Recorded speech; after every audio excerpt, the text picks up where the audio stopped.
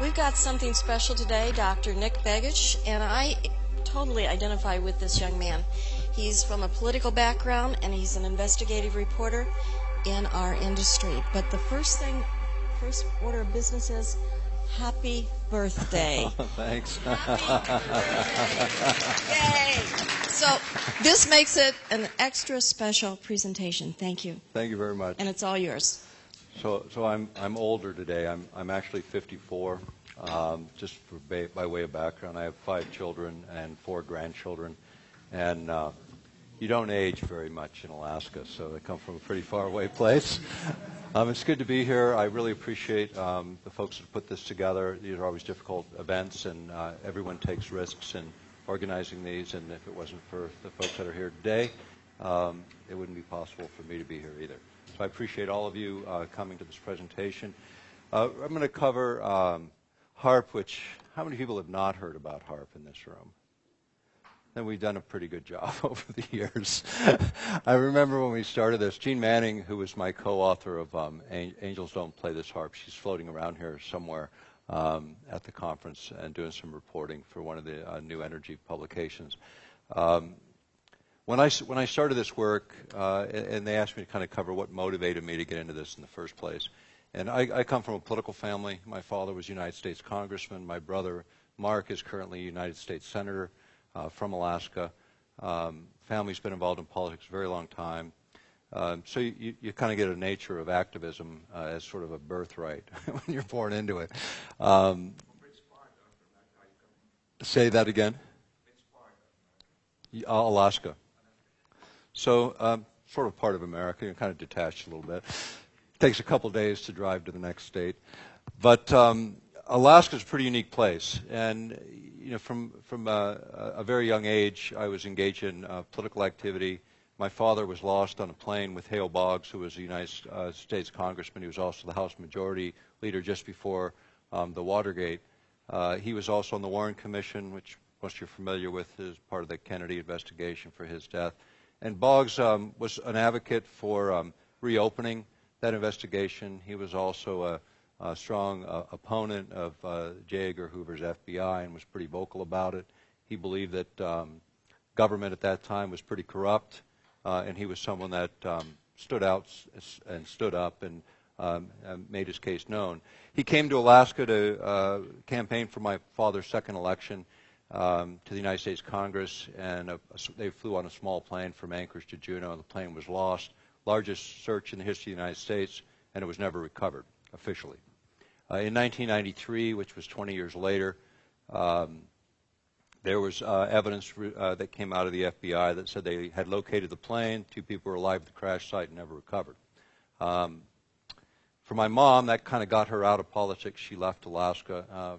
For the rest of us, it became, again, a motivating factor for engaging in the kind of controversial work that myself and my brothers and sisters have engaged in our lifetimes. If it can happen to a congressman, it can happen to anyone, but the reality is people have to step up to the plate. Do what you can on the issues that are important to you. And so they asked me in the beginning of this to at least present my motivation for getting into this work in the first place. The other thing, at the time that I started to do the research on HAARP, I was working for the Anchorage School District. I'd been twice elected President of the Alaska Federation of Teachers, although I'm not a teacher and never have taught. I had an aptitude for organizing, and so I was involved in that work. The thing that I decided was that, you know, I had this really wonderful bureaucratic job where I could make my living with my left foot, as my friends used to joke, and actually focus my creative time on other issues. And outside of the workplace, science was my interest area, and I always had felt and been involved in science, reading independently for most of my life. And I felt the translations weren't there. You know, being able to take complicated ideas, bring them down into plain language so they might be useful. That became my interest and my motivation for getting into this work in the first place. I didn't expect to be doing it 17 years later. Never had I been involved in work that was that long. I jumped around a bit, followed my interest, but technology became that. HAARP, the High Frequency Active Auroral Research Project, I ran into a very short, brief, a few column inches of article in a publication called Nexus, which I'm sure most of you are familiar with. Duncan Rhodes, who I met shortly thereafter, I'd sent him an article I had written with the encouragement of friends to actually take some of this material that I was gathering and put it in written form. That was published a few months later, and Jean Manning read it. She was a journalist, had a book in publication at the time. She approached me, and we agreed to collaborate on a writing project. Initially, it was going to be an article, but turned out we had way too much information. We decided we'd work together on a book, which I worked in government a long time, so we were working through this book, and I said, why don't you just come up to Alaska, you know, we'll sit down in a couple of weeks, we'll get this thing done. They had a long pause on the other end of the phone. I said, we can't write a book in 2 weeks. I come from bureaucracies, you know, you can't write 100 pages in a week, there's something wrong with you. So about 6 months later, we got the book done. We were looking for publishers. Nobody wanted to publish it because it wouldn't sell. The book is in several languages now. It's sold, I think, around 100,000 copies in all languages, which for a technical book is considered pretty good. But it was a catalyst, really, to get this idea and get the ideas surrounding the technology out there.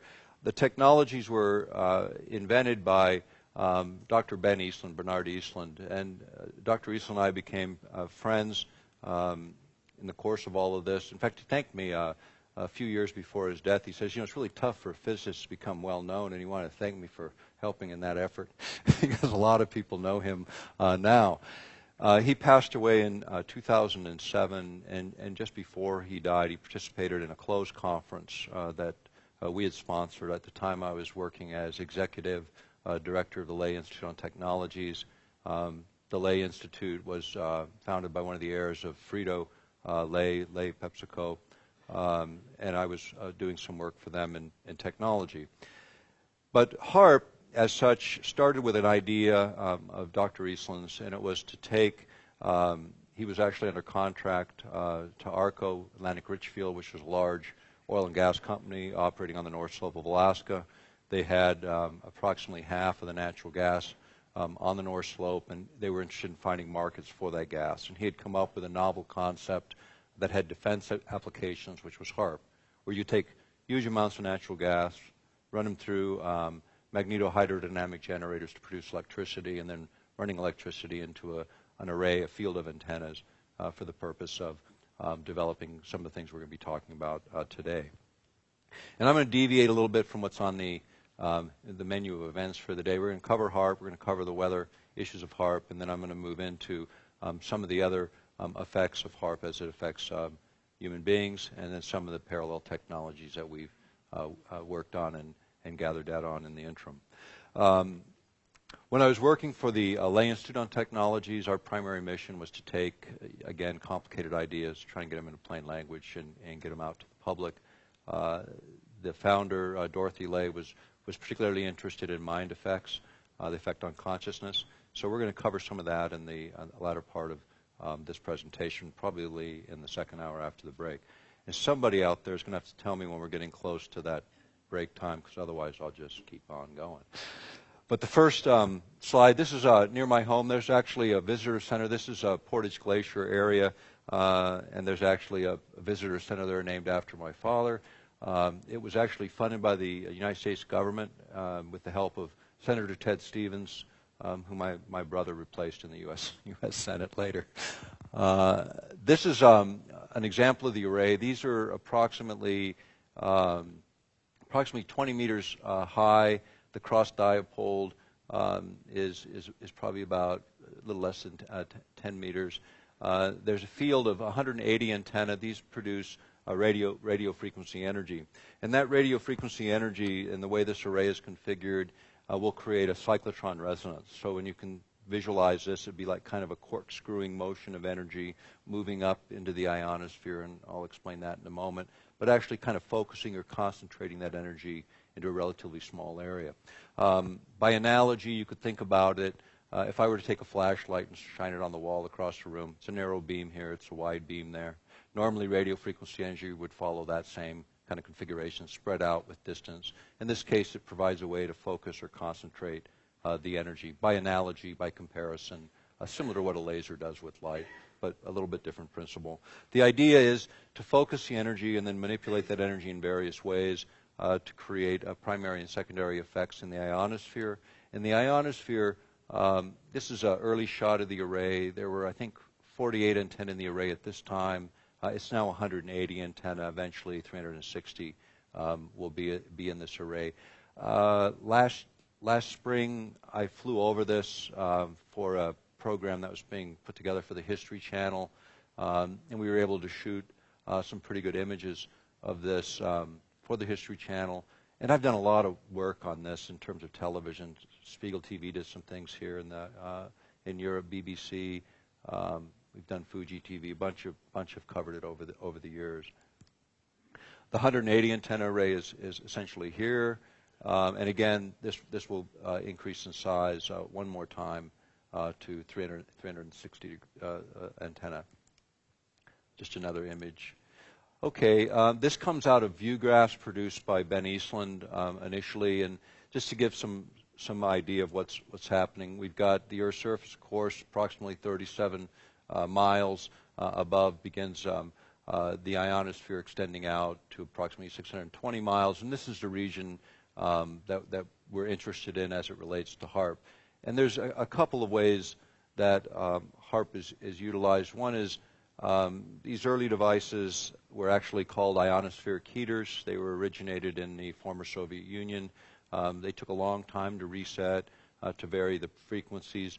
The HAARP system can reset very rapidly. They have the ability to control it in a way that allows them to change frequency and change configuration pretty readily. It makes it one of the most versatile, if not the most versatile, ionospheric heater on the planet. It's not the only one.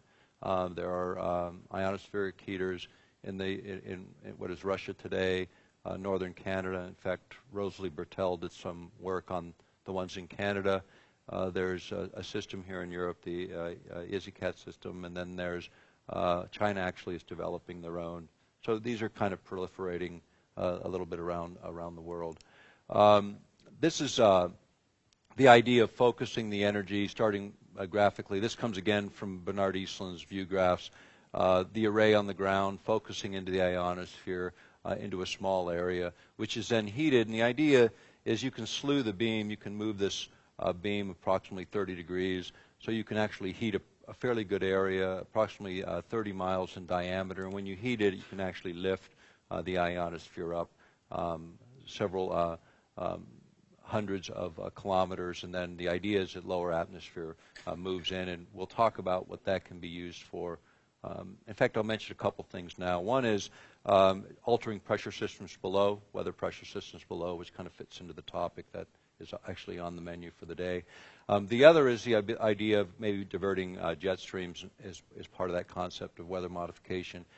And then the other, and this came out of the Strategic Studies Institute in London, and it was from Russian research, the idea of utilizing these kinds of instruments for incoming objects from space, comets, asteroids, and the like. Normally would have that 37 miles to create friction and burn up, and most of these objects do.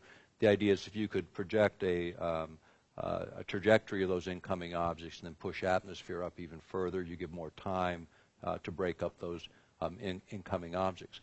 The system wasn't designed so much for weather modification, although you'll see that in Dr. Eastland's original patents. He did work for the European Space Agency on weather modification utilizing HAARP instruments. He did work for NASA and FEMA on the same thing. And then his last paper that he presented, I believe, was 2005 or 2006, University of Pennsylvania, which was on weather modification again, but he had determined that you could manipulate weather with 1,600 times less energy than he originally anticipated when he designed the system, and he felt you could do that by manipulating gravity waves with this particular system. And in terms of technically how to do that, I can't tell you, but if you look up Ben Eastland and you look up that paper, it's something that's out there in the public domain. You can find it. But again, he came in looking for a way for ARCO to make some money on natural gas. We don't have a natural gas pipeline from the North Slope of Alaska to Tidewater. We have trillions and trillions of cubic feet of natural gas on the North Slope. There's lots going on in Alaska right now to try and get that gas to market. And if you look seeing that we're in the Netherlands, Shell right now has got huge oil and gas rights in the Chukchi Sea, which is considered one of the biggest unexplored gas and oil fields. But again, no way to get it to market. So their thought was if we could just use it right there and use it for defense purposes, and perhaps they could sell an awful lot of gas. And so that's why Ben was brought into the picture. And he created a company called Arco Power Technologies, Inc., which was later sold to Raytheon. And interesting about that is Raytheon was one of the original bidders on building the HAARP system. And they lost the contract. They didn't get that contract. Now, Raytheon at the time was in the top 40 of the Fortune 500 companies. And Arco Power Technologies had no track record, had 30 employees. But what they did have is they had a cluster of 9 patents. And when you have intellectual property and you become essentially the only source for certain technologies within the procurement process, you have the advantage. You're going to get the contract. Raytheon then bought Arco Power Technologies out, so they ended up with those technologies. They then sold that subsidiary to British Aerospace, and at the same time that happened, or approximately the same time, the project moved from the United States Air Force and Navy over to DARPA, and DARPA does the most classified research for various branches of the military and for the various security agencies in the United States. So they now control HAARP in terms of its advances and its projects. Lots of academics are provided opportunities to utilize the instrument. This is considered a developmental prototype, so it's being used for lots of purposes experimentally. Some of them pretty good ideas, and it's like the ultimate instrument.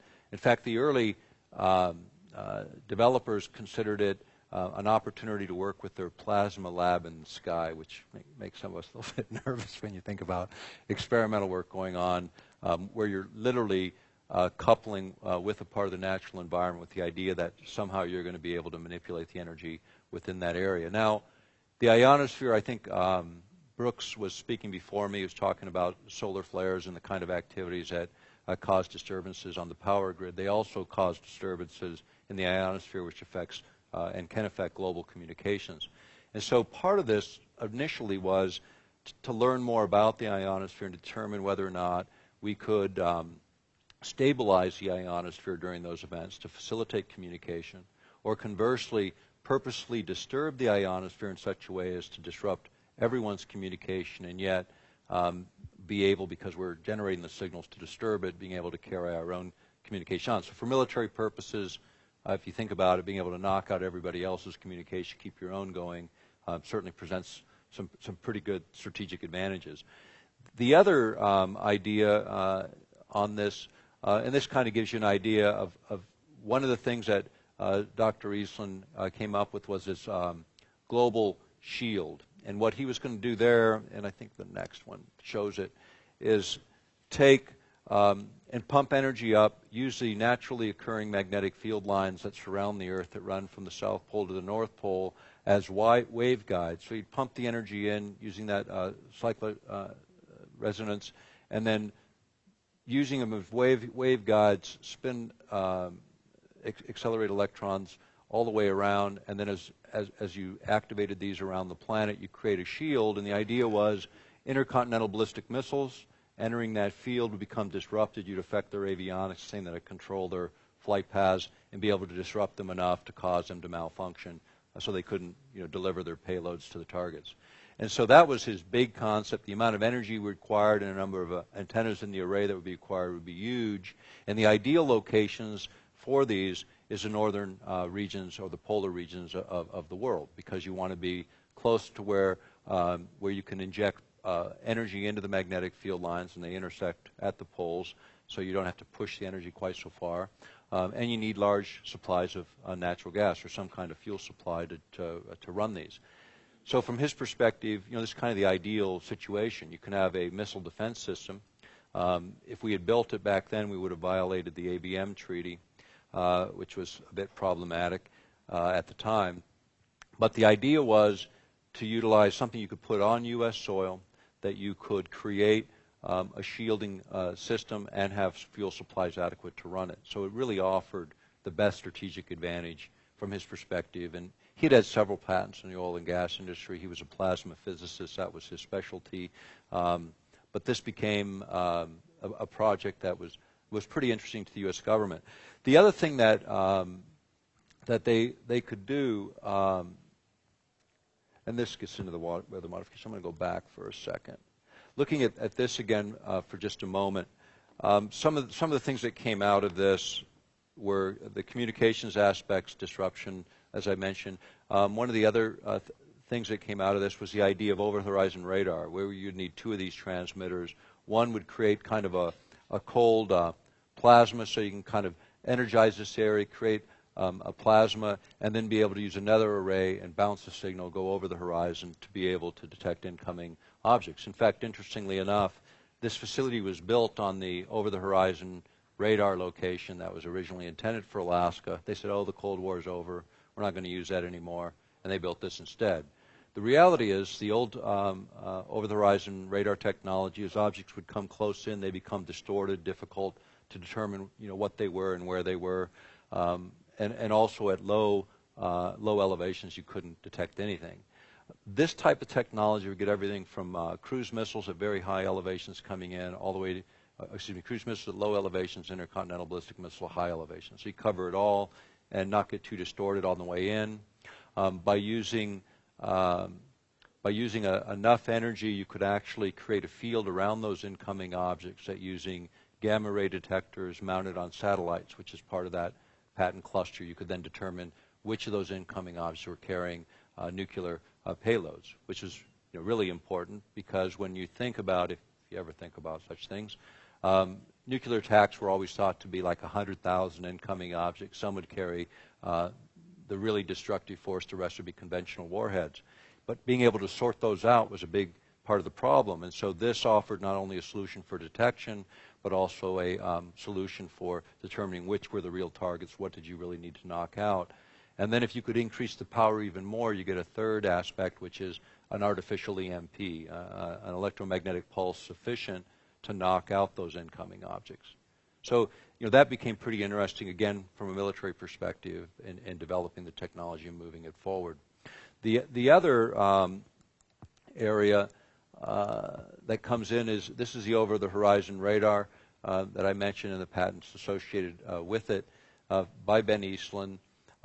This is another application, communication with submarines and earth-penetrating tomography, and there's two applications here. Earth-penetrating tomography is, again, by analogy or by comparison, be looking into the Earth, like X-raying the Earth, but you're not using X-rays, you're using radio frequency energy. And what they would do is take the high-frequency energy coming off of HAARP and pulse it or pump it into the ionosphere. And you think about it, think about frequency being the swing of the hammer, and every time you hit the head of the hammer, that's your pulse rate. So pulsing the ionosphere then alters it from DC to essentially AC. It acts as a giant broadcast antenna in the sky and sends back a wave, a very long wavelength in the ELF range that's based on that pulse rate. And so you've got high frequency going in, manipulating in such a way the ionosphere begins to work with you. You send an ELF signal back to the Earth. It penetrates the Earth and sea. And that facilitates communication with submarines. Also, a certain amount of that energy is reflected back, and with devices on the ground or aircraft traversing the ground relatively closely, you can then determine underground structures, nuclear facilities, tunnels, oil and gas deposits, mineral deposits of various kinds. So that became pretty interesting, again, to ARCO, because they were in the oil and gas business at one time. They got later merged with someone else, bought out. I believe it was ConocoPhillips bought them out on the North Slope. And that's another story for another day. The point is, these were all like a really nice cluster with one instrument to get a whole lot of bang for the buck in terms of technologies and applications. Many of you remember or may remember a big controversy occurring in Wisconsin, Michigan, where they had these very long antennas that would generate ELF. They were like 13 to 26 miles long, and they create ELF signals which were used to communicate with submarines. They had a few of these other stations, one at Adak, Alaska, and some other places in the world. And they create a lot of controversy because the ELF signals were thought to be biologically active, would affect living organisms, human beings in particular. And we're going to get into that in the second hour of this presentation, because I'm going to get through the weather stuff in this first hour as it relates to HAARP. But all of that, became again interesting from a perspective of science. And the thing that we pointed out is we took a look at HAARP, and the book Gene and I put together used over 300 source documents to compile. Everything's footnoted, not in the back of the book, but on the page. So you can read the thing and you can make a determination. You can go look up the source. And we did that for a couple reasons. One is when you deal with controversial issues, we both felt that it was appropriate for the authors to take some responsibility for the information that we put out there. If you hear a lot in conferences like this, and some people don't take that responsibility very, very seriously, and we do. If we're asking you to act or do something, we want you to act responsibly. So we give you that source material. If you're not scientifically oriented, then at least you have something there that someone else who is can look at and make their own determination in the context in which we pull the data. So, we approached it that way, and that's what kind of turned off publishers because they thought, that's just too technical. No one's going to be interested. But again, our job was to simplify it enough so we can understand it and have the conversation. I know I'm talking real fast, but I only got 2 hours. And I know we got some language issues here too, but hopefully everyone's catching what's necessary. If you miss it, there's plenty of stuff that's free on my website, summation articles. You can always go to those and dig those out. This area, though, became interesting to me because one of my areas of interest in science was, and really where it began for me in terms of human beings, was the idea of enhancing human performance using electromagnetic fields, whether it be electromagnetic currents or whether you utilize light, sound, different things to enhance human performance. And the idea, most of that is surrounding this idea of ELFs, extremely low frequency signals. And what became disturbing to me is the very same signals being generated here could in fact have repercussions for living organisms, particularly you and me. So I became more concerned at this than most of the other applications. And I'm going to come back to that. So I want to give a little bit more on what happened then.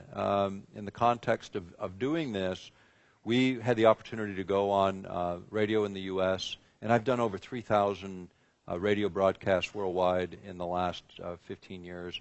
I've been on dozens and dozens of documentaries on this subject and other subjects. And at the time, the internet wasn't really very, very efficient. 93, 94, 95 when we were doing our initial work.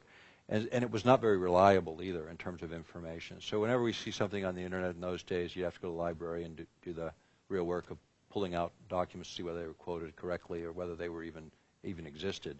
From time to time, they didn't even exist. You couldn't even find the articles that people were supposedly quoting from. So we became very careful about it, and we considered it one of the first protests run from a phone booth with a fistful of quarters and utilizing what we had then. When we had fax machines, we had radio in the U.S., which was a big deal, talk radio, and we had the emerging internet. And our belief was that you could take a couple of people, take a complex issue, make it plain, and bring it forward. And we did it. If somebody said, hey, you'd be doing this 17 years later on these subjects and other related subjects, I would have said in those days, no way. I couldn't imagine that happening. And I think the underlying message in all of that is it only takes one or two. Think about any revolution that's ever been fought, or whether it's in science, business, politics, religion, starts with one or two. There's more people in this room than are necessary to change this whole planet. And I know that because that's all it requires is effort.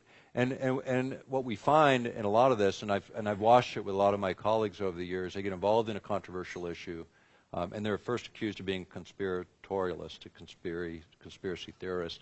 And really the best conspiracy theorists in the world are militaries, because that's their job. They're supposed to think of the most horrible situations that could ever occur, and they're supposed to think of all of them, and then build a plan to overcome them.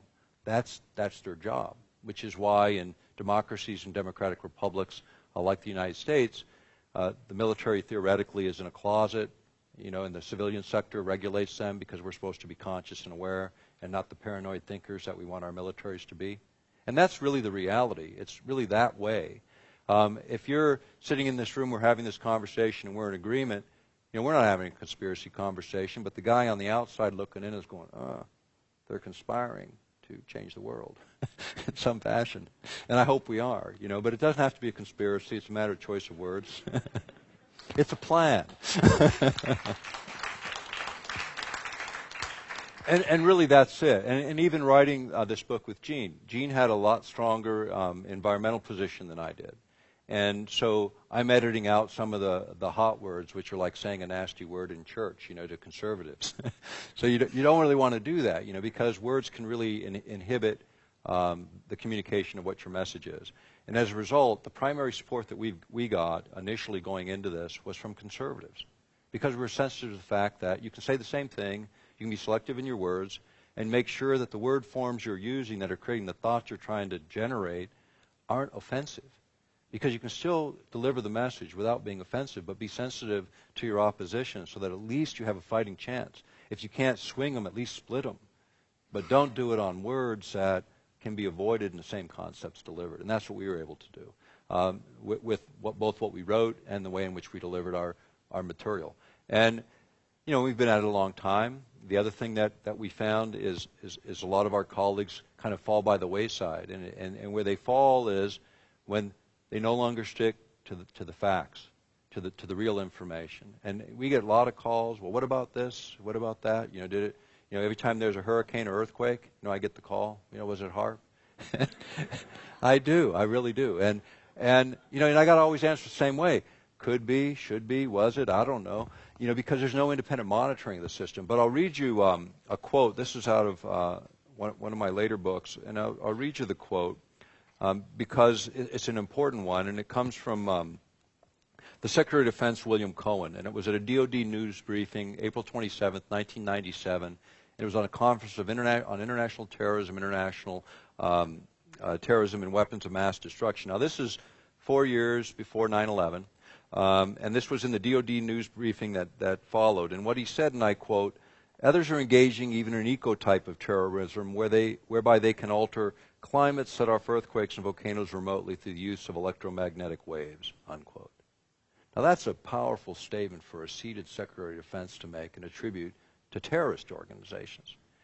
When you think about it, the idea of stimulating these kinds of events, there's actually a treaty that forbids this. It was signed by the United States in 1977. The treaty was initiated by the former Soviet Union, and by the end, over 60 countries signed this, saying they wouldn't use environmental manipulation as a weapon of war. And yet, Donald Rumsfeld, when he was in the Bush administration, wanted to abandon that treaty. And his rationale was, we've got these great technologies now. We can launch covert wars. Nobody will even know we were there, and they'll invite us in for the cleanup, which is why we see so much speculation. You got very credible people saying it's possible for terrorist states that aren't really known for high science. And yet, here's the technology today. And HAARP had that dimension for a couple of different reasons. The idea of triggering those kinds of events. I mean, think about HAARP in some applications as a primer on a bullet. The primer is the little explosion that ignites the gunpowder, which releases the lead and brings it your way. In this case, one of the things they discovered with these ionospheric heaters is that if you pump energy up into the ionosphere in the very low frequency range, that all of a sudden the signal, when it arrives or amplifies by up to 1,000 times. It was discovered at Stanford. They're trying to figure out what the heck happened. And they hit a certain resonance that was able to capitalize, to release energy, because there's huge amounts of energy in the ionosphere to trigger that release of energy. I know this conference is about free energy. Well, the energy is not free. It's there. I mean, I guess it's free. One of the things that Ted Stevens said on the floor of the Senate when this was originally being funded was, hey, we might be able to figure out a way to tap the ionosphere for energy uses. And then he was quickly dismissed by the scientists involved in the project, which normally for Ted Stevens would have meant the end of their funding, because he didn't take public embarrassment very well. In this case, what he said is, we're not giving you any more money till you prove this application, earth-penetrating tomography. And that was right after the first Gulf War with Bush Sr., and they wanted to locate underground nuclear facilities and so on. And the range in which they needed the ELF signal was about 20 hertz or 20 pulses per second, which happens to correlate to the beta ranges in human brains. And so I'm going to get into that a little bit. How am I on time right now for this first segment? 15? Okay. So let me go back a little bit then. So what happened after we initiated this? We started getting calls from all over the place. Couldn't find a publisher, so I cashed in my retirement and I printed a bunch of books. And I figured, well, either I'm going to have a big garage full of books or I'm going to be able to move this thing forward. And my belief was, instead of going after grants where you're beholding to grant sources, our grant sources were $15 at a time from everyone that supported our effort in that way. And it worked. I mean, we were able to do it. Eventually I had to quit my job because I was too busy doing this. And I had to make a choice. But we started getting calls from media. We started getting calls from some politicians. We were able to get a hearing organized in the Alaska State Legislature on the issue. Jeanette James, who ran that hearing, and she did it through Community and Regional Affairs, she invited 2 of the scientists from the Geophysical Institute in opposition to us, and then we were able to invite a couple of scientists on our side to present, and we did. And what we did is we were going to have a series of hearings. So the first one was to draw out our opposition, find out where they're going to make their arguments, so we'd be able to go in. And I come from a political family, so this is the game you play. You know, you get your opposition to identify all their issues, so then you have an opportunity to refute them in a more organized forum. And Ben Eastland was willing to go with us to the second hearing. Jeanette James was threatened by Ted Stevens, who is a ranking and very powerful Republican in Alaska, and she was told, and she said this on television later in an interview when her career ended, was that if you pursue this, your career's over. And so there was never a second hearing, not there. The next hearing we had was in the European Parliament, and we were able to bring this issue forward. I came over to Europe 3 times at my own expense. I brought over 3 feet of unclassified documents, and the initial contact we got was from a conservative in the European Parliament who happened to be chairing the environmental subcommittee at the time, which in the United States is like totally upside down, at least in those days. You don't think of conservatives' environmental issues, it just doesn't, doesn't fit our framework. But it was Tom Spencer, and Tom Spencer was really the first guy to contact us, and then the next group that contacted us, which was kind of more expected, was the Greens in the European Parliament. And it was within weeks of each other, and we said, well, are you guys talking to Tom Spencer? And they said, no, he's a conservative, he's not. So yeah, you guys need to talk to each other because he's interested in the same issue you are. So the first coalition we built was between the Greens and the Conservatives through Tom Spencer, and later we included the Social Democrats, which in your part of the world is pretty much the deal, right? I mean, you got those 3 guys talking together and working together, you might actually have a chance. So we came 3 different times. We met with a lot of people. We weren't funded by any big NGOs. We weren't funded by anybody. And that's, again, why I say there's enough people in this room to change the world, because there is. There's enough in the front row to have an impact, and there's enough in the room to really, really make a change. The thing that happened is at that time they brought us in. There was going to be a hearing. His subcommittee chair did not want to run the hearing. She was being approached by NATO and the American mission, being asked to shut it down. Tom Spencer, who'd never overridden one of his subcommittee chairs, and in the interim he had become chairman of the Foreign Affairs Committee. It's a pretty powerful committee. This is the same committee that NATO had gone to not more than a couple years before, asking for cooperation because of bringing in new NATO member states and so on into that configuration. And so Tom had gone to NATO, gone to the American mission, asked them to participate in the hearings. They flatly refused. Now, Tom Spencer was also involved in a group called GLOBE, which was a group of legislators representing 44 governments, the top 200 environmental legislators in the world. He brought me to Brussels to lecture on HAARP, and this was in their Rio +5 meeting just before they did the Rio +5 thing. And so there were 3 of us presenting. There was a guy from the Bologna Foundation on the all the abandoned submarines and nuclear cores in the former Soviet Union. Another guy on, I forget what the other guy was on. I think it was climate change, and then me on HAARP. And at that time, I got done with my presentation. An elderly woman approached me and says, what you just delivered is the apocalypse. I kind of, well, okay. And she says, my name is Maria Beckett, and I work for the Orthodox Patriarchy in Istanbul in Greece. We trace our roots to the island of Patmos and the revelation of John, and it's the apocalypse. And I went, oh, that's interesting. And she goes, we got a conference coming up, like you to go. And I get invited to a lot of conferences in those days. And I thought, okay, well, send me the invitation. And it was a month later, I'd accepted an invitation to another conference in Germany. I get this invitation, and the deal is I have to fly at my expense to Athens, and then they take care of it from there.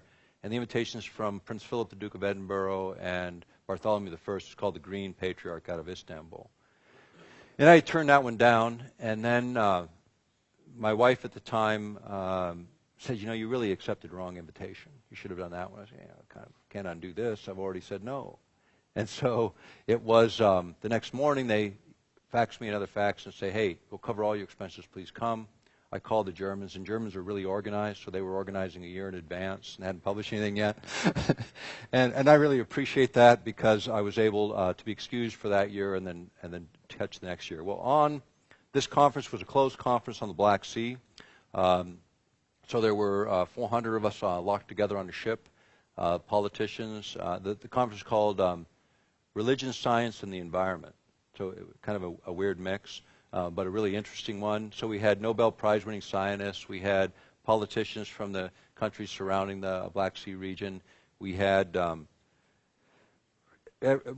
people represent. We had the Aga Khan on board representing Muslims. We had Jewish leadership, Catholics, Orthodox. So a very interesting mix. And so I get there, and I'm looking at the agenda. And, mostly agendas, there were a couple pages. This thing was like a book, and it was everybody's CV that was on board, their sort of abbreviated CV. And I'm looking through, and it's like the who's who. And I'm thinking, what the heck am I doing on this ship, And looking through to figure out where the presentation is. I'm not on any presentation. I'm a rapporteur for one of the work sessions. So I go to Maria, and I said, Maria, what the hell am I doing here? And she says, well, there's people you need to meet. They need to meet you. This worked out. She goes, I liked what you had to say in Brussels. It's okay. So locked on the ship with me was Tom Spencer. And so we had 12 days to map out a strategy for how we're going to work this through the European Parliament.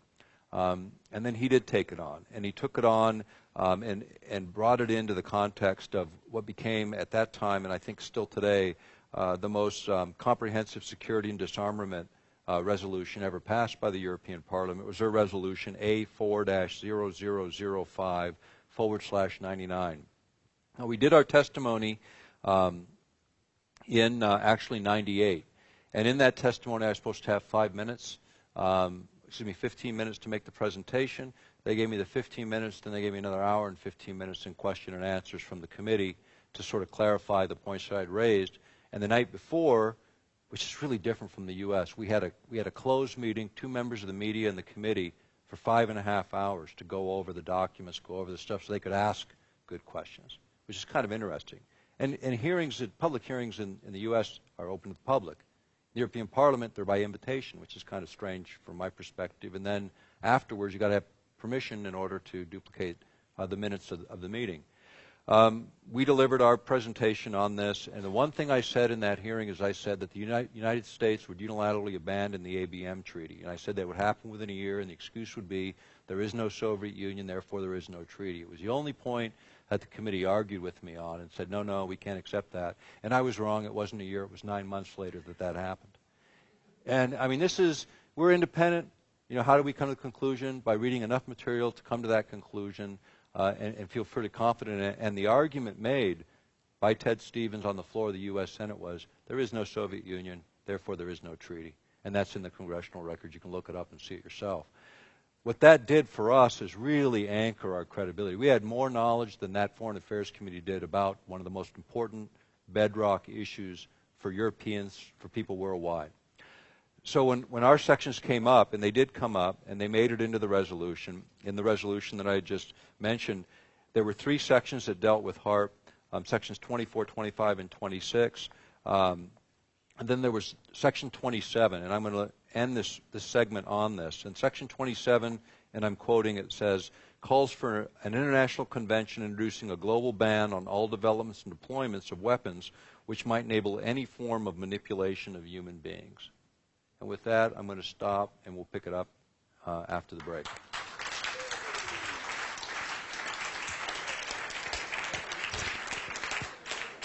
All right, we'll go ahead and get started again. You know, where I left off is probably the most controversial area of my work over the last several years, but personally I think the more interesting subject matter. I mean, HAARP I've been harping on for a long time. You know, and the interesting thing about HAARP, and starting with this illustration, and this again came from Dr. Eastland's view graphs when he first was selling this idea to the Pentagon. And I missed just a couple things. Usually during the break, you know, you kind of remember what you missed. And usually I don't use overheads at all. I just do this thing. But what I missed in this was also the idea of concentrating or sending energy up that could then be converted into useful energy for low-orbiting space platforms, which is a big deal as militaries begin to move forward. The idea of maintaining something in orbit at a low elevation is difficult because you have to continually take fuel to keep it fueled up. In the 1960s, there was a lot of experiments trying to figure out how to pump energy up into these low-orbiting objects so that you could keep them aloft for a long period of time. And what they found is the same scientists that were associated with that 1960s research were at the Geophysical Institute working with the HAARP system because it actually worked. Avionics Weekly, I believe, Aviation Weekly, did a story, and it was the first test of this technology with a small array in Canada. They were able to keep an object aloft for an extended period of time. From a strategic perspective, this is really, really important because to be able to keep something aloft for 10 or 20,000 hours by being able to send energy up and have it converted efficiently to be utilized by a low-orbit space platform for military applications becomes pretty compelling and pretty useful. And so I didn't want to miss that particular application. The other was Ben Eastland, within his patents, had some ideas for triggering chemical reactions in the upper atmosphere for replenishing ozone, as an example, if you buy into that being the cause of climate change. The idea of being able to replenish it, you know, seems to me would be an important issue today. The other is through radiochemistry to be able to alter certain chemical constituents in the upper atmosphere to knock out methane, to neutralize certain pollutants. Again, those issues were never really explored. The late Rosalie Bertell testified with me in the European Parliament on this particular issue, went on to write a book of her own about HAARP. She was a mathematician and a physicist, was the lead physician and statistician for the World Health Organization after Bhopal. She was considered a radiological expert, mainly for victims, people that were subject to various forms of radiation. And her view of all of this was really the same as mine. It was a technology that had just gone way too far. Military establishment is not really known for running programs that are necessarily safe. In fact, they're the biggest polluters in the world. Our military organizations, what they leave behind is really a huge mess. In the course of things, I became executive director of the Lay Institute, which I'd mentioned in the intro portion of this. And Dorothy wanted to put something together on the mind effects. So we put together a closed conference that involved a number of people. Garth Nicholson, who some of you may remember from the Gulf War controversy. He was a professor at the University of Texas, had trained over 1,000 physicians, and he had testified 6 times in front of the Congress on Gulf War syndrome. He came to our closed conference. We also had Ben Eastland, who I've mentioned enough about. We had Elizabeth Rauscher, who's, I believe it's like 195 published works. She's an astrophysicist, geophysicist, and biophysicist. She's currently working on a book for my publishing company on earthquake prediction and modeling from field work that she did in this area. She'll be talking a lot about ELFs in the course of that work. It's more scientifically oriented, although we've asked her to mix kind of her storyline into that, so those of us that don't have those math skills, including me, can at least understand the basic concepts she's trying to get across. We also had Rosalie Bertel. We had two electrophysiologists from Finland who also are involved in regulating medical applications of lasers in Russia. One of them directs a group that does that. We had, who else do we have there?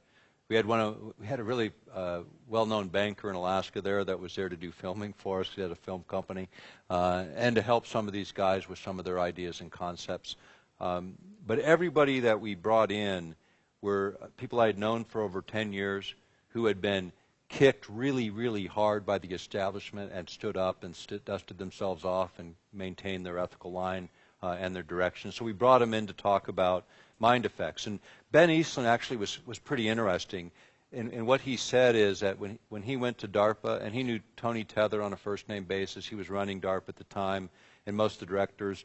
And when he went around and sort of talked to them about mind effects, what he said to me is, when I asked him to come to the conference, he said, well, on a scale of 1 to 10, 10 being the least interesting, 2-3 years ago I would have said no.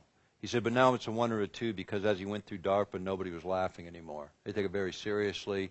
I mentioned I have a website. There's some DARPA documents there that deal with this subject that are unclassified. We have probably 700-800 pages of documents there, materials there, and that stuff's all free. I encourage you to go there. It's earthpulse.com, earthpulse.com.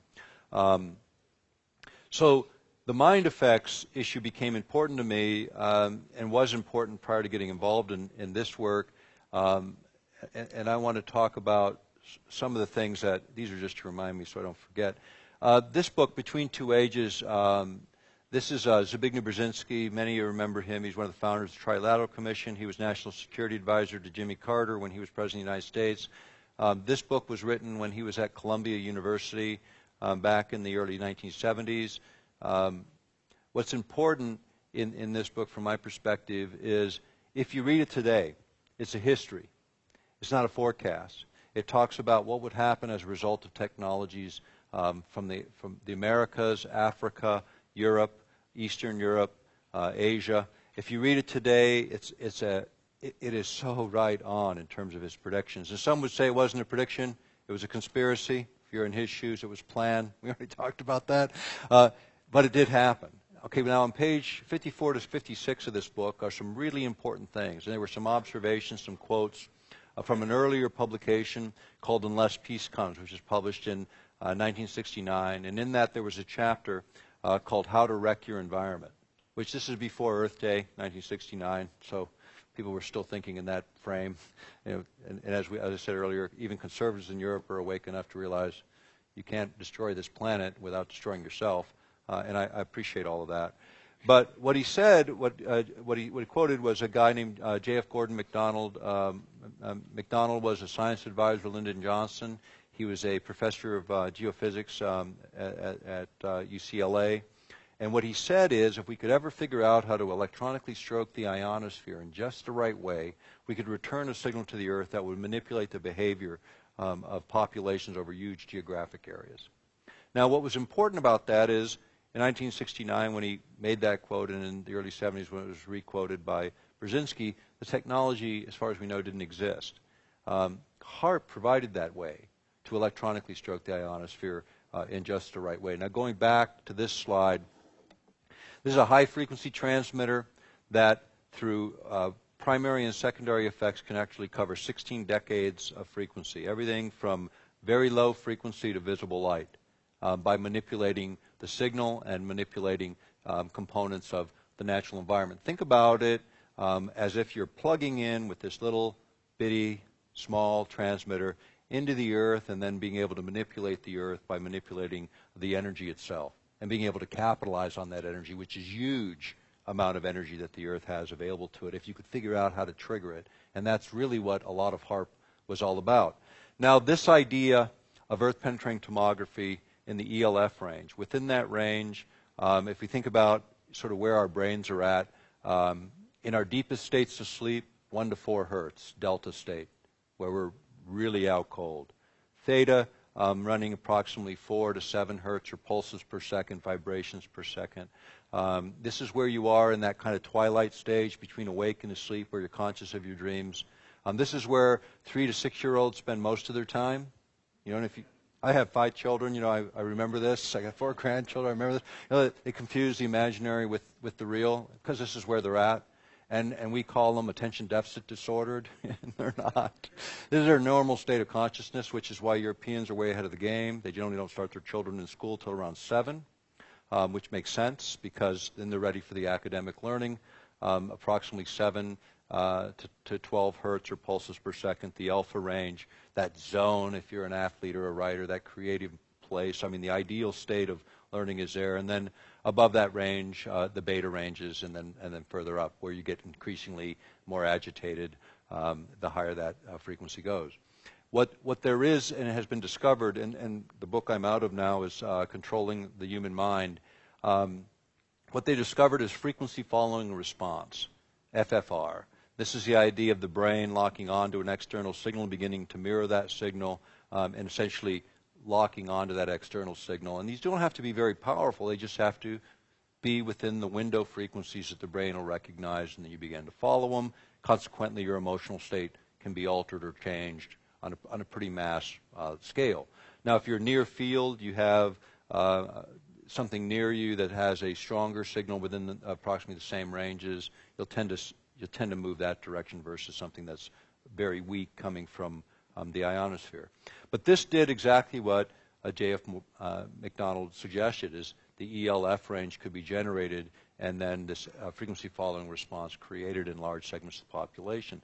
From my perspective, this became really, really important. And now that everybody's taken my copy of Earth Rising the Revolution, somebody have a copy of that you just bought, I could use it. Not that one, I need the Earth Rising the Revolution title so I can quote from it as I'm walking through this. Yeah, that's the one I need to borrow for just a minute if you'd bring it forward. I can't remember them all. Thank you very much, and I'll get that back to you. The thing that struck me about this, and I'll show some more overheads on this, but there was a publication called Orienteer. It's a military journal published in Russia.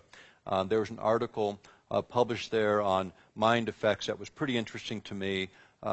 This was reprinted in the U.S. Army War College quarterly called Perimeters. I believe it was a winter of 1998, but you can look it up. And the article in the U.S., you can look up the article name on the internet. It's called "The Mind Has No Firewalls." And I'm just going to read one quote. It's a lengthy article, but I'll just read one quote that kind of puts this into perspective. And this is what it says. A psychotronic generator which produces a powerful electromagnetic emanation capable of being sent through telephone lines, TV, radio networks, supply pipes, and incandescent lamps. This signal would manipulate the behavior of those in contact with the signal, unquote. Then he goes into a bunch of other ideas around the same theme, essentially saying that any of these carriers, you could manipulate that signal so that you could create this FFR, this frequency following response. What's important, and I'll put this in context of even politics and marketing, the frequency following response is taught in every college that teaches psychology these days, because they utilize this knowledge. Now, this is not restricted in terms of how you can utilize it. So something as simple as the flicker rate on a television screen is sufficient that within 20, 30 seconds to create that response in most people. Now, when you come home, most people go home, they watch television, they're tired, they're fatigued, they sit down, they're watching the television, their husband or wife is hollering, dinner's ready, and they're totally in trance, right? I mean, we've all seen it. Everybody's laughing, right? You've seen it because you've been there. And you're in this light sort of trance-like state. Well, then you add in the flicker rate, and how you can tell there is a flicker rate and whether it's a coherent rhythmic signal. Just look at the white wall behind you when it's playing, and then you can get an idea of that. But you can then run the flicker rate in such a way that within just very few seconds, you actually are in a very suggestive state. The regular ad, the overt advertising hits you. Most people don't have firm opinions on very much, so you can move 1% or 2% of the population in a certain direction. For political purposes, you can see the ramifications of that pretty easily. If you remember during George Bush Jr.'s first election, he got in trouble for using subliminals, where he's using words. And the Democrats, and he had the rats and the stuff, you know, and then he got caught, and they shut that down. Well, that's regulated and creates those kind of controversies, but the flicker rate, FFR, doesn't do it. And I want to mention that the easiest form of mind control, the easiest form, all you have to do is give the population a sense of anxiety, worry, or fear. And as soon as you have that in a population, you cannot reach your higher states of consciousness. It is impossible to reach your higher states of consciousness. So the easiest manipulation, the Baptist minister's known for years, and the government's known even longer. You know? And when you think about it, it's pretty simple. You know, if you can let go of the fear, then you can reach these higher states of consciousness where actually solutions can be developed and resolutions created. And I want to say a little bit more of that, because I was alluding to it earlier when I was talking about how many people sort of fall off the edge of this work. Usually it's they begin to get fearful. And in this, the alternate energy field, you see a lot of fear, a lot of anxiety. You're done. As soon as you're there, you're done. You're not going to be effective. You're probably not going to achieve your objectives unless it's strictly by mistake and the randomness of the odds. That is the adversary. And I think as we step into each thing that we do, we should only step into what we know we can do. Do that first. The next thing reveals itself. You know, have a general direction. Do what you know absolutely in your heart and in your mind you can accomplish. You'll do it with confidence. You'll do it fearlessly. And people have asked me, aren't you afraid? Aren't you afraid? No. The answer is no. I never have been. And the minute I am, I stop this work, because then I've gone beyond the capability that I believe I can achieve. And I think all of us have to start to think about that, because the fact is, if we're in fear and anxiety, we cannot function in the way that we were designed as human beings to function. When you think about this idea of affecting human behavior on a broad scale, utilizing any electromagnetic carrier, when has this been used? You know, after the first Gulf War, Bush Sr., it was Scottish media that reported that we utilized this on a Project Solo, which is an aircraft that we use in the battlefield environment. We interfere with people's communications, but we also piggyback signals. And in that news report, it was suggested that what we did is we took the stations in the region that were broadcasting the Muslim music and prayers, and we embedded a signal on it that created anxiety and fear. And if you remember that first Gulf conflict, you watch the fourth largest army in the world collapse like kindergartners on their first fire drill.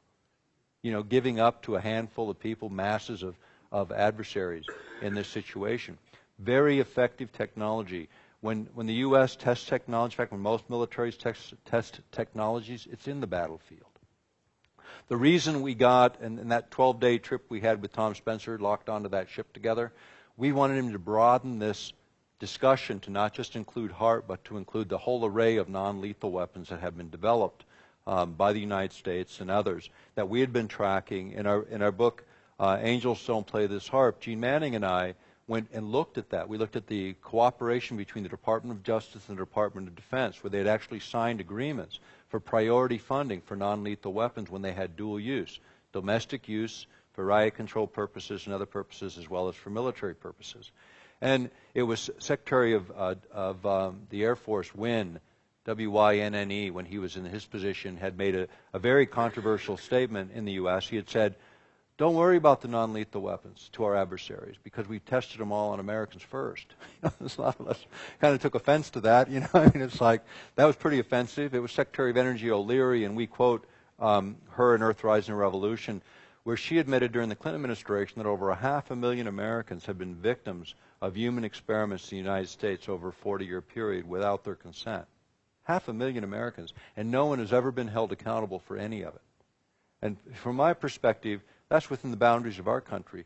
Outside of our country, I would suspect even more. I mean, in Canada, there were actually civil cases that were eventually won for mind-controlled experiments that took place there in the 1970s. But the opportunity presents itself in warfare environments to do exactly that. So moving forward a little bit, this is kind of one of the pioneers.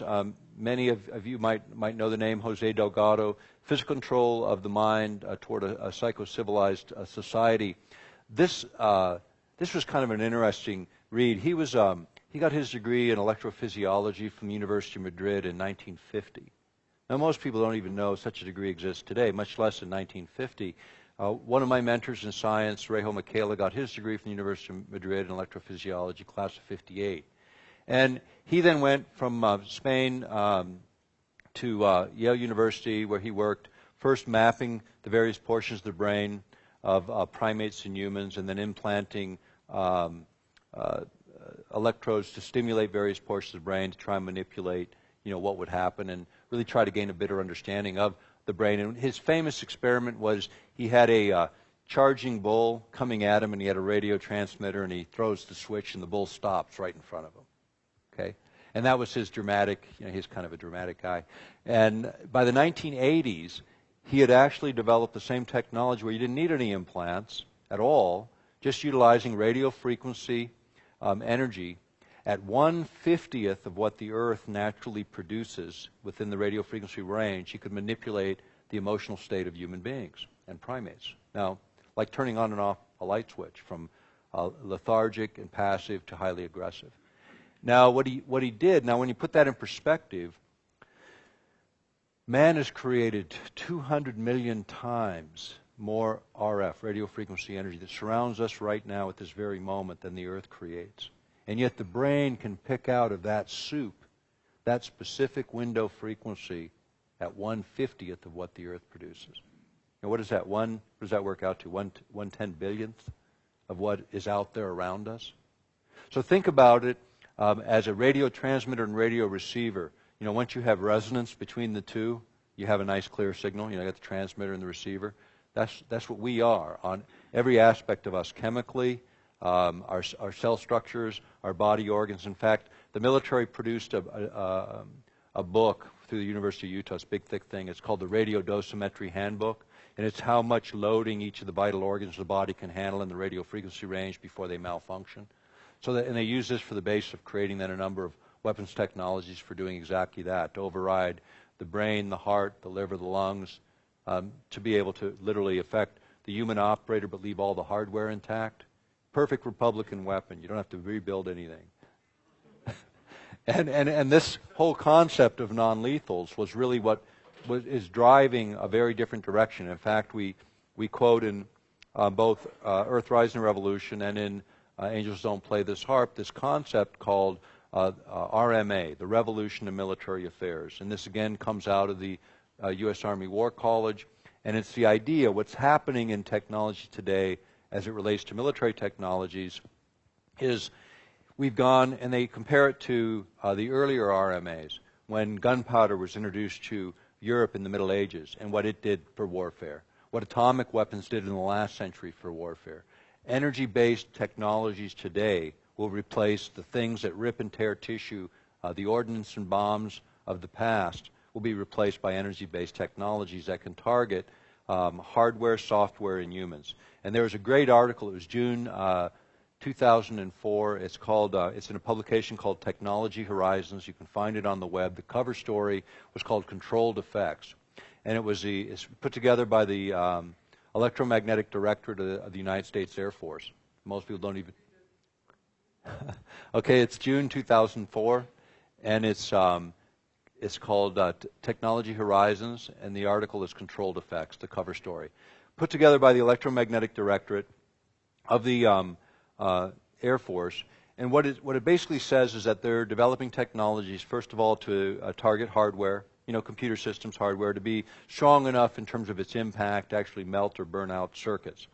The other is a little more subtle, less energy but designed to disrupt the flow of electrons through those circuits to cause them to malfunction. And then the third effect is to attack the human operator by overriding any of the 5 senses. And this becomes really important from a standpoint of military, because if you can affect the operator and shut down the operator, then it doesn't matter what kind of hardware they have. It doesn't matter what kind of software is running it. And that's the ultimate target of militaries as they develop new technologies. The book that I'm out of, Controlling the Human Mind, is 250 sources that trace the issue of mind effects going back to the early 1950s when we had returning prisoners of war from Korea, and there were like these really patriotic kids had gone over, they've been prisoners of war, they came back and they're handing out communist leaflets on street corners.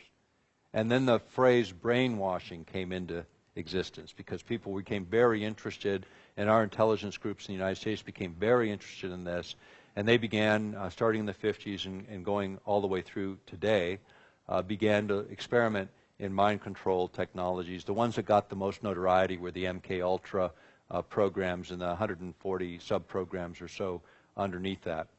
Those were just part of the picture, and most of those just showed the use of chemicals and chemical constituents that were being used on servicemen and women, among others, and also other groups of people that were disenfranchised kind of groups of people. They were dealing with minorities, they were dealing with orphans, prisoners, people that really didn't have strong advocacy. This is in the United States of America, okay, that this stuff happened. The same things happened in Nazi Germany, and we hung people by the neck for it.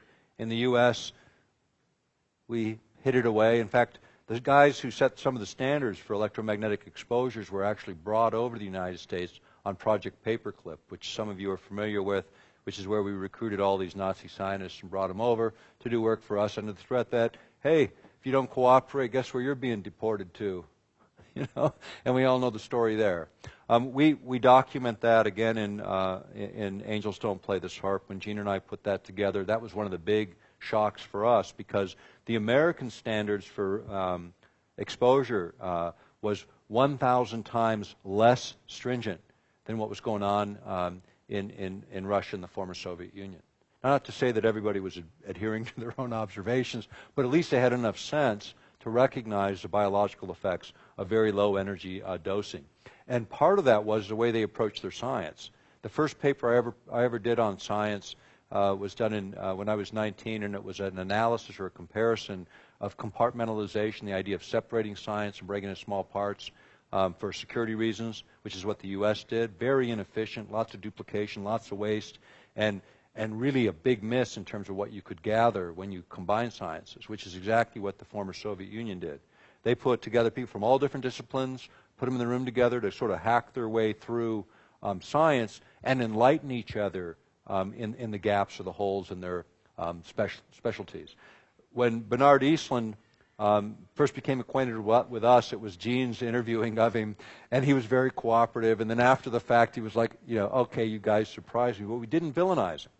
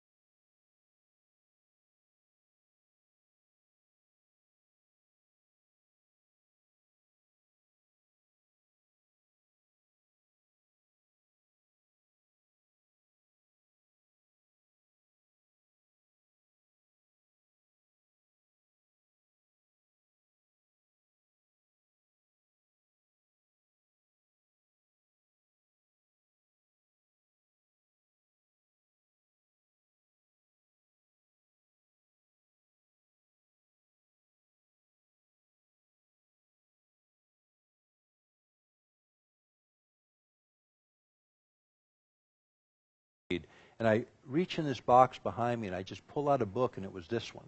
Just as I'm talking about it. You know, I mean, there's 10,000 books in this place, and I pulled this one out. Now, what was really good about this is just before the Freedom of Information Act passed. This is right after the Watergate. And remember, there was the CIA, ex-CIA guys that broke into the Watergate. You remember that? And the only ex-CIA guys are like 6 feet under and dust, you know, because they really never finish, you know, and they always call back into service. Now, Richard Nixon was really an evil guy from my perspective.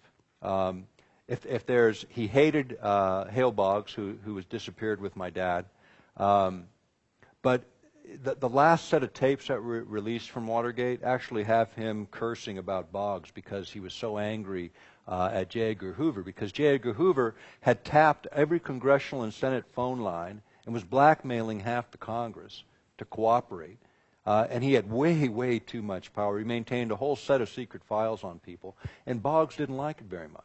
And he wanted him out. And 6 months before they disappeared on a plane, and just before J. Edgar Hoover went away, he was calling for his resignation openly on the floor of the Congress. And he was angry at the security agencies, particularly the CIA, which was engaged at that time in infiltrating protest groups for the Vietnam War. They were involved in opening domestic mail, domestic wiretapping, and for the mind control experiments which are cited in this publication. Now, has anything changed? It's the same game going on now. You know, they change the names, get a few more alphabet soup organizations to do it. We're in the most controlled, monitored society of our history. Earthrise and the Revolution, I wrote with James Roderick and released it in 2000. And there are, as recently as the last week, I'm reading mainstream press reports talking about stuff we wrote about 12 years ago. And this is 650 sources in this book. I consider it the most important book I wrote dealing with privacy issues, technology issues, and how they interrelate. It was pre-9/11, and it was written as a warning because after 9/11, everything we suggested would happen as a result of that evidence has in fact happened. And it doesn't matter whether it was a Democrat or Republican in the White House, Obama did as much or more to maintain that kind of a syndrome where we become more transparent and government becomes more opaque. You know, transparency as government is kind of the words I hear in Europe a lot more than I hear them in the United States. And I think we're becoming more like what Soviet Russia was in the United States, and they're becoming more like we used to be. And it's just such an upside-down equation. But when you slice off freedom one slice at a time, eventually the bologna's all gone. And we're real close to the end of that one. But there is no privacy, and ultimately the domain of the human mind is, in fact, the target of U.S. military. In fact, they let 2 contracts a couple years ago to the University of California, one for monitoring brain activity within a human being to determine specific thoughts. Now, here's the deal, is the resolution on this increases as our computer power increases. So you think about the stuff they were talking about in '69 was just kind of gross moving of emotional state. There was a guy named Persinger at Laurentian University who actually wrote a paper on this in 1995, where he said what you could do as simple as create a complex signal that creates a sense of anxiety in the population, and then just shove a press release into the mainstream media so people watching the news that night see a certain group being indicted for all of your ills, and then a certain amount of that emotional anger would turn in that direction. Something as simple as that. But as our computing power and our ability to generate specific signals increases, the resolution increases, our ability to do more on a more refined basis. So they let this contract to the University of California to monitor brains and see in real time what a thought looks like. And then the other contract was to take and model that waveform and then put it on another person to see if you could, in fact, transfer information between people. And they wanted to do this for 2 reasons. One is for communication with your own troops in a battle environment without any hardware, and the other was to disturb the thinking process of your adversary. This is the direction in which our military is going, and we think a very dangerous direction because it interferes with free will, quite frankly, something that in most religious traditions even God will not do. Certainly, government does not belong in that arena. When I think about our Constitution, you know, freedom of assembly, freedom of speech, you know, these basic freedoms imply a freedom of thought. So the idea of any government interfering with that I find highly repugnant, as do most human beings on this planet. And yet this is the direction that we continue to go. This one is a really interesting one. It comes from low-intensity conflict and modern technology. And this is Captain Tyler. He's dead now. Thank God he's gone, because this guy interfered with more good science than anyone on the planet in this particular area. But he looked at all these really esoteric things that weren't very well documented. The guy who wrote the foreword for this book, it came out of Maxwell Air Force Base, was Newt Gingrich, who's really excited about all this cool technology from his perspective. But this particular chapter deals with sort of the anomalous side of the technology. And in particular, he gets into what he calls anomalous human capabilities. what we used to call extrasensory perceptions, the sixth senses, and the idea of manipulating that in such a way as to be advantageous. In fact, at our Mind Effects conference, a closed conference, the thing that startled me the most is everyone in that room felt that the next evolution of humankind was the awakening of that sixth sense in all of us. And I believe that was the thing the military discovered, that we all have this innate God-given, creator-given, however you want to look at that, ability that our belief systems inhibit and a lot of other things inhibit. But consider transparent government if we all had that capability. I mean, it would be Judgment Day, right? I mean, it would be Judgment Day on a fundamental level, because if we're totally transparent, and so is every other human being, we have to be pretty forgiving human beings. And maybe that's our highest human attribute, after all. We saw it. Truth is worth something. Truth is worth finding out. There needs to be whistleblower mechanisms for the private sector and the public sector that actually work. There needs to be real truth commissions, like what happened in South Africa. Look at what happened there. People had an opportunity to come forward, tell the truth, be forgiven, or else be prosecuted severely if they didn't. We need that. In Western Europe, we need that in the United States. An opportunity for people of conscience to step forward, acknowledge our mistakes, clear the slate, and start again on some of the things that could advance humankind rather than suppress it. Because these technologies are about suppressing it. The military is not known for any high human affairs except killing each other. It's the wrong group to be controlling science. Think about science today. How many people in our legislatures around the world, or our parliaments, have any scientific background at all? And yet what makes governments the most powerful in the 21st century is the command and control of high science, which means if we're going to operate within democratic republics and democracies as citizens, we have to have a certain level of knowledge. Now, it doesn't mean that we have to know how to build all this stuff, any more than most of us can even repair an automobile today, something we used to be able to do. But we can still drive it from place to place. Conceptually, we need open debate on weapons concepts so we, as a citizenry, can direct our governments on the way in which they should go. And we have the opposite. We have a military academic complex and an uninformed, in our country, an uninformed Congress, that on the most classified of research, only the congressional leaders can be present. They can't discuss it with anyone. They can't bring experts in to refute what they're being fed, and they don't have the background knowledge to even approach it. I mean, we got a couple of doctors, a couple of MDs, a few people out of 535 that have any science background at all within our Congress. That is a huge, huge hole in a modern society, the one that we built around us, that depends on technology for our very existence and drives so much of where we're at. That's why we're in the mess we're in right now, quite frankly, because policy is not keeping up. Technology used to double every 5 years. This is back in the 1980s. That's from the invention of the wheel to where we are then. Today, it's about every 8 or 9 months. Technology doubles. We can't keep up with the regulation. We have to look forward, looking at the base of knowledge that we have now, look forward and begin to regulate the technologies that are actually dominating our lives today. If we've been doing that for the last 20 years, if we've been exercising at least what they attempt to do here in Europe is a precautionary principle in environmental and health issues, you sort of anticipate it, you let the whole world know, hey, there may be this problem, so at least we have a decision point to make that each of us can make in deciding how to push policy forward. Going from this one, The Future of Mind Control, Economist, 2002. And here, this article isn't getting into technical aspects. What they're talking about is the ethical aspects of should we, shouldn't we? Because they were convinced in 2002, 10 years ago, the technology was profound enough to be the cover story. And I think that's an important publication. It's one of the better publications in terms of global news that I've read and read. And to see them involved in this, and then it gets dropped. The same with the European Parliament. We push it forward. We demonstrate a device even in the earlier part of that hearing, and it gets dropped. Now, why did it get dropped? And I forgot to mention this. Tom Spencer, our champion, Foreign Affairs Chairman, he was told and asked and cajoled to kill this. And I mentioned he had run the Globe group.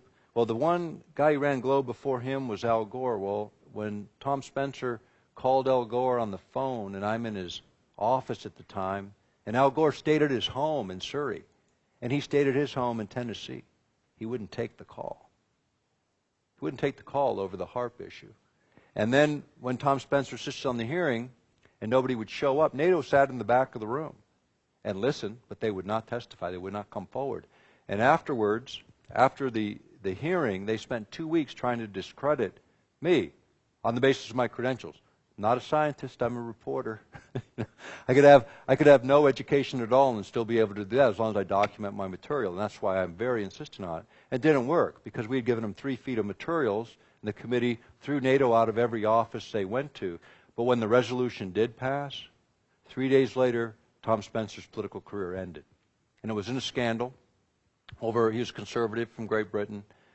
3 days after that hearing, they lost his luggage and going back to Great Britain. Now, he had diplomatic papers. They're not supposed to go through his luggage. He was married, had children, adult children. He was gay and smoked marijuana. And as a conservative in Great Britain, didn't kind of go together very well. So he basically had a press conference in his front yard, and he said, unlike Bill Clinton, he said, I did inhale. Which I really appreciate Tom Spencer, because at least, and more than anything else, he's an honest man. The kind of person you really want in public life.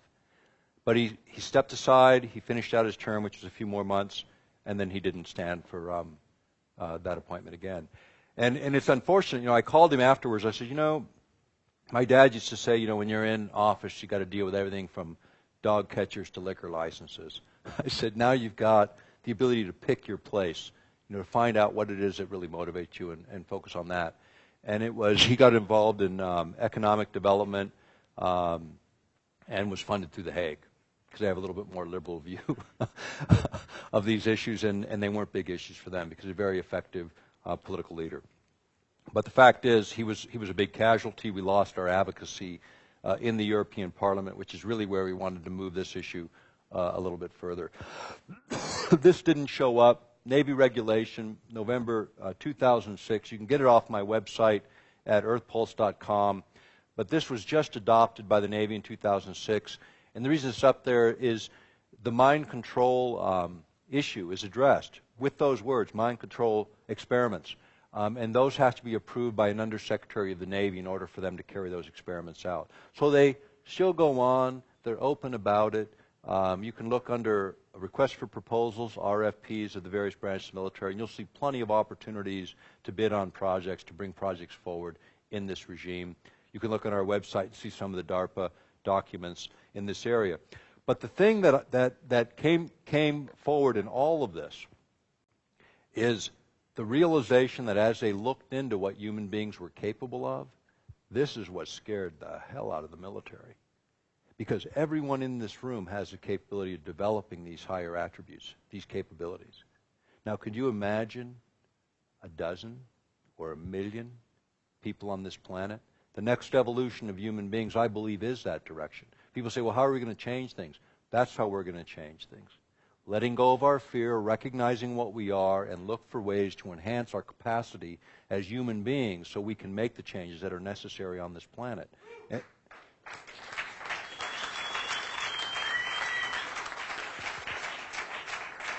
This is a simple technology. Many of you are probably familiar with HemiSync. How many are familiar with HemiSync? A few. Okay, this is whole brain coherence. You can actually, I think the next slide gives it. Yeah, this is right out of the patents. The patent number is there. This is sort of the before, and there's the after effect. Now take a look at left brain, right brain. That's what you're looking at there. Take a look back. On the right side, facing the screen, is a normal brain. HemiSync resonates both hemispheres, the creative and analytical side, to run together the way that they were intended to work. We hear a lot about left brain, right brain, people are this way, people are that way. We are both ways if we're properly organized. When little kids, I was mentioning little kids operating mostly in the theta ranges, they also tend to show more whole brain coherence. And then we educate them and really screw them up. And they become one side or the other dominant. And as they get older, it becomes more and more pronounced. HemiSync is just one technology of many that brings things back into balance. So within 30 seconds to a minute, you get a whole brain effect. Monroe achieved a patent in this, And this whole brain effect unifies both sides of the brain, and then through a number of programs that he developed, you can do all kinds of very unusual things. And I would suggest take a look at, again, our website. We have a whole array of HemiSync available there. It's EarthPulse, again, earthpulse.com. But HemiSync is like the cheapest, easiest way to get there. You know, it's like, and they organize them for accelerated learning, for quitting bad habits. Some of them have voiceovers, but you can hear them. You can dial it up so that you can actually hear what those subliminals are. And I really recommend that if you ever use subliminals, make sure you know what you're hearing, because some things can conflict with your belief systems. Like an example, I can say dog in the room, and some people get all warm and fuzzy, and other people get terrorized, right? So you really want to be mindful about what you're putting in, because you really are programming, and this is primary programming. And my belief is that there are a lot of tools out there for stimulating the brain. There's biofeedback technology. Learn how to do this without hardware so that you can actually work with your brain. They're using it in attention deficit disorders and hyperactivity for children in a number of school districts in the United States right now. And what they're able to do is they're able to take kids, and they'll have, in one case, they use a cap that's like looks like a bicycle helmet, has a number of electrodes, usually 8 or 16 channel setup. And so they monitor brain activity in real time, and then they'll have on a computer screen like a bouncing ball. So the kid is trying to make the bounce hit a certain range. And when they do, it's when they're in that ideal state, that alpha range for learning. And after 30 to 40 sessions of about an hour apiece, they don't need any hardware. They can go there right now. They don't need Ritalin. They don't need any drugs. They're not going to destroy their liver. They can actually clearly get into that learning space. You can use them for relaxation, meditation, accelerated learning, and sleep, as an example. And a lot of other things for stimulating the brain to reach higher capacities. There's light and sound devices that do this. There's electrocranial stimulation that can do this. Those are a little bit sloppy because you got to use gooey electrodes. But light and sound are good if you don't have epilepsy. You're going to trigger a bad situation. But they work really well. And those technologies are relatively flat and simple. Biofeedback, another technology that's relatively easy to begin to learn how to utilize. You know, we have gyms for learning how to be physically fit. We have technologies to be more mentally capable. And there are things that enhance our ability to perform, allow us to learn how to deal with stress in a much different way, and make us more powerful human beings by being able to utilize what we truly are as human beings. So, ideas regarding HAARP, because I was supposed to talk about weather modification. Weather modification as a concept may or may not be. Is it good or bad? You know, and here's my view of that. And Ben Eastland came to this. At the end of his time on this planet, he had made the decision to not share anything about weather modification with the military because he felt they were irresponsible. If we're going to do anything in this area, big if, we have a lot further to go with our ability first to model the planet, to understand what we're doing, because you may create one solution in one place and 10 problems elsewhere because we can't model the planet's systems efficiently enough yet. But if we're going to move in this area, it needs to be done in the open light of day, very, very slowly, with civilian sectors and all governments of the world, not just one or two, engaged in this kind of work. Pollutants removal using RF. Interesting idea, again, moving very carefully. And a warning that Rosalie Bertel gave, and now she's deceased, so I give the warning again, is these are the kinds of ideas that the military would use to get you and me as the public to support programs like HAARP. But remember all of the other potentials in these programs and the risks associated with them. Militaries are not the responsible parties they need to be. Civil governments are. Civilian sector is. At least got a fighting chance of open debate based on debate across the facts rather than the fiction that the military produces on a pretty regular basis. And they do it to manipulate, they do it to control, they do it to gain funding, and ultimately to achieve their paranoid objectives, which is really what they're about, as I said in the very beginning of this presentation. Energy as a weapons, and it's related to technology. Again, if you don't destroy all the property, maybe you don't have to rebuild, but maybe if you don't go to war in the first place, you don't have any of these problems. War is becoming too easy. These new technologies make it easier every day. When people can sit in the middle of the United States and run drones anywhere in the world, the distance between the killing is too far. You know, when our fathers or grandfathers went to war and they came back from war, they still had the smell of it in their nose. They didn't want you going there. They did everything they could to avoid it. It's now become too easy to kill without that same connection to what you're doing. We have to keep this in mind. You know, military personnel can't really object. You know, they lose their civil rights as they step into that game. But this is a very dangerous situation as we move forward, because high technology literally runs the world today. When you look at a metaphor for change and new technology, you know, I use this concept of technologies as an opportunity to really talk about what it takes to empower us to make change. And it really starts with changing ourselves. That's where it begins. People say all to me all the time, what can I do? What can I do? How do I protect myself? Well, first of all, that's the wrong position to take, because as soon as you do, you've already told me the first problem. You're already fearful. That is the adversary. One step at a time. If it's not these issues, everyone in this room has an issue you're passionate about, that you care about. I don't care what it is. Step up, do something that you know absolutely you can achieve. We each have a sphere of influence. It may be just our family and a few close friends, or it might be the reach into government. Exercise what you can do, not what you can't do. Recognize there's millions of others doing the same. I once asked a priest, what's faith? And he couldn't describe it. I can tell you what it is. It's acting on what you know to be right and true. Doing something, changing something. We can all do that. And together we can change the world. Thank you very much.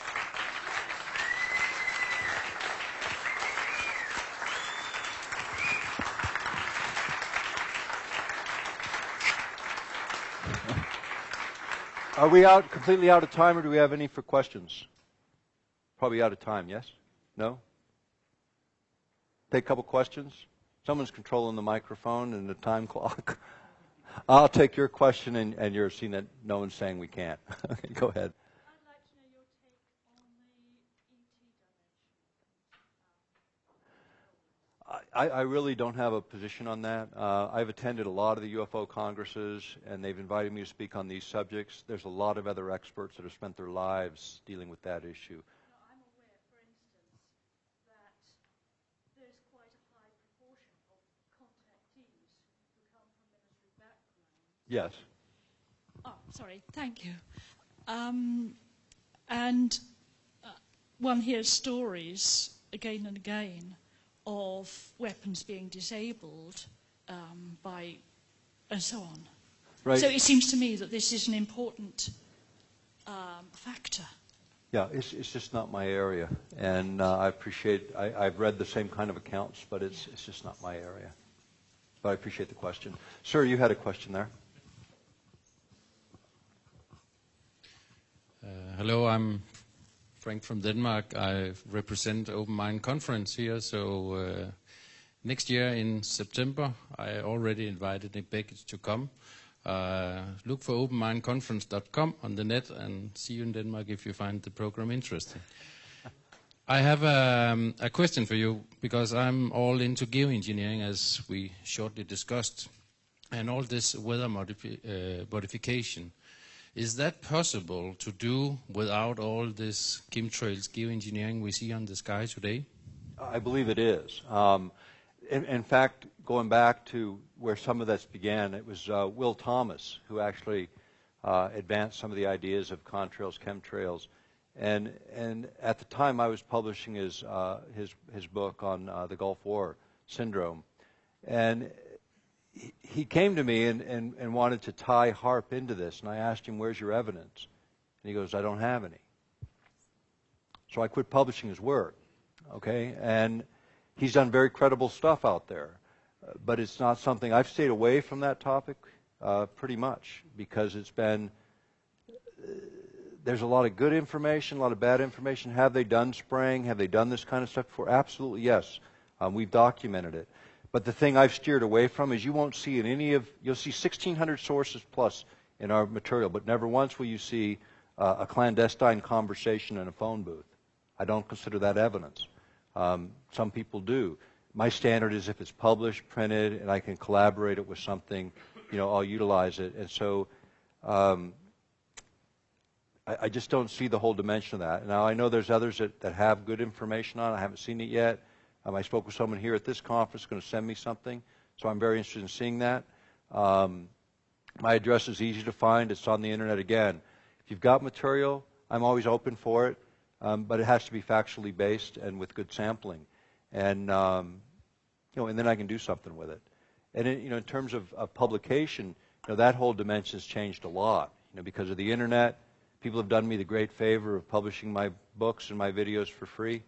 So I'm not really planning on doing any more writing because it's not economic, and it takes a lot of work to do this. And so I've moved some different directions. I'm trying to figure out a way to do it because I'm never going to grant sources who are going to tell me what to write. I'm not going to mainstream publishers who are going to tell me what to say. So maintaining independence is like the most critical element of what I do. And open source is great, but how do we make it work? My model was $15 at a time. Worked great. I raised and spent over $2 million on this project. I started with cashing in or a little bit of a retirement to do it. I'm 54 now. I got to be thinking about that. Someday it's going to hit me. And I am. I'm doing a lot of other things. But for the purpose of others trying to do this kind of work, find a way to support them. I'm doing okay right now, but there's a lot of people doing good work. Find a way to support them so they can continue to do it, because investigative reporting isn't something the mainstream spends any money or time or effort on anymore. It's independents that do it. In the back there, yes. I'd like to ask you a couple of quick questions. The first one being, do you have any information about the HAARP that you spoke of today, with the HAARP facility at Tacoma, Alaska? My understanding is there is a second HAARP facility at Poker Flats. I wondered if you had any information on that. There was a small transmitter there. It's been shut down. But it was operating for a number of years. It was used in conjunction with HAARP in order to create the over-the-horizon radar effects and a number of other experiments. That one originally was, I believe it was in, Gene, tell me if it was Colorado. Wasn't that one in Colorado? And they moved it because it was creating too much interference. And Gene's nodding. I think I got that right. But there's more than that. Arecibo, Puerto Rico has a retrofitted facility. There's a number across Canada that Rosalie Bertel that are based on the same technology spoke about. One in Tromsø, Norway, interestingly enough. And if you remember that weird light effect, kind of that corkscrewing kind of motion, they said, oh, it's a rocket falling. I don't believe it. I really don't. Now, this is my opinion. This is not a fact, but my opinion is that was an experiment to demonstrate the capability of the technology. But again, there's no independent monitoring. And the thing about it is there could be, because when you send that much energy up and it's a coherent signal, you ought to be able to pick it out, and we just need to see that kind of independent monitoring by credible sources so that we can begin to look at that. And that's something, unfortunately, I believe the European Parliament would have continued to follow up if we had had the champion there that we had in Tom Spencer. Yes. Thank you for that. I'd like to thank you for bringing the information about HAARP forward. But I've looked into quite a lot over the years, and thank you for making us aware of this. But at the same time, I must also ask you, I listened to you in 2006, and the topic of the defence application and so on came up with ARPEL and the ARPEL Coast to Coast programme, and you were talking about the way that America was violated and on 9/11, and you said at that time that because Afghanistan didn't give up the terrorists, that you thought the bombing of Afghanistan was justified. You said that on the ARPEL programme. Yep. But now, obviously, well, correct me if I'm wrong, I believe you attended Dr. Judy Wood's presentation yesterday. Yes. And as far as I'm concerned, the evidence that she presents is very compelling. Irrefutable, and indeed she's taken this to court, and I don't believe there was she discussed that yesterday. So I wondered if you'd had any shift in your conclusion about 9/11 and how that would affect your sort of discussion of 9/11 from. Absolutely. And there's been other evidence I think brought forward too that indicates a lot of other things with 9/11, and I have a very different viewpoint of warfare. All right, and a lot of people find it very objectionable, probably in this room, but this is my view of it. I didn't support either one of those wars as a way of solving the problem. But if a country is going to go to war, and we just spent trillions of dollars going into debt over these two wars, my view is if you go to war and you really feel justified and that's the decision that's made, annihilate them. But don't rebuild them. And I believe that. And I know a lot of people find it objectionable, but if we really feel that justified, teach them a lesson and don't do it twice. And we are in debt up to our eyeballs. We're about to destroy the entire world's economy over two wars we probably shouldn't have been in the first place. Because we spent trillions and trillions and way too much time interfering with people's sovereignty. If people want a theocracy, let them have it. If they want a democracy, let them have it. If they want socialism, let them have it. Stay in your own boundaries, self-determine your own government, and let's all have enough respect to let people do that. And that's our problem. We interfere with everybody's government and their right to self-determination. And that's really what it's about. I may not agree with somebody doing something next door, but if they're within their boundaries, let them have their own revolution. We had one, and everybody else has too. But it's self-determination, I think, is primary. And staying within your boundaries is part of that right to self-determination. I don't care what government you choose. I'll take one more question, then we'll stop. Raphael Kleiman from Norway. I represent Baldwin and the Open Mind Conference Norway and the Water Conference Norway. A co-worker of mine has done some research on the chemtrails issue in Norway, and we have had laboratory results showing 10 times high levels of barium, strontium, and titanium. We have had a strange situation last year where we didn't have butter in Norway. I mean, Norway is the richest country in Europe, and we don't have butter. We couldn't buy butter because the harvest was destroyed. And this year, it probably is going to be the same thing. I know farmers in the neighborhood who are just crying. Their economic basis is destroyed. The theory of my coworker is that barium and strontium titanate has a special piezoelectrical properties where only very short amounts of nanoparticles of these substances are enough, combined with these RF effects, to totally undermine the biophoton communication in the cells of the plants. This is an important point, and it doesn't take much. You can put any number of heavy metals or particular elements within in very, very small doses within an area. And then you can hit it with RF and actually amplify the effect. So you do blood work, like iodine would be a good example. And I think, I'm trying to remember, I think it was Becker that used this in one of his analogies. But basically, you can take iodine, and you all need iodine, all of us need a certain amount of iodine to function. But if you overload, you can get really sick or you can even die. But you can send an RF signal that will resonate to iodine, trick the body. You'll begin to show all the symptoms of iodine poisoning, and yet when they check the thyroid, do the blood work, it doesn't show up. And very effective, incidentally. In fact, you could utilize it in a battlefield just using the heavy metals and material that's released by the ordnance, that's the bombs and so forth that are dropped. So your adversaries have this within their system. You can send a signal in that amplifies the effect, devastate a complete army, and then turn it off and then send your troops in, and you're not going to be affected at all. So this is, again, the type of technology can be used. Could be used even against general populations, or could be an accident. I mean, you have the elements available. People aren't familiar with what RF signals might trigger that amplification. You end up with these mystery illnesses that pop up from time to time. And I would venture guess it's probably some complex form of that, because RF is everywhere. I mean, and there's virtually no regulation within the narrower and narrower bands, because we've discovered that we're more biologically active in these areas than we thought. With that, last question, I'll stop. Thank you all for being here. And again, thank you for supporting this organization.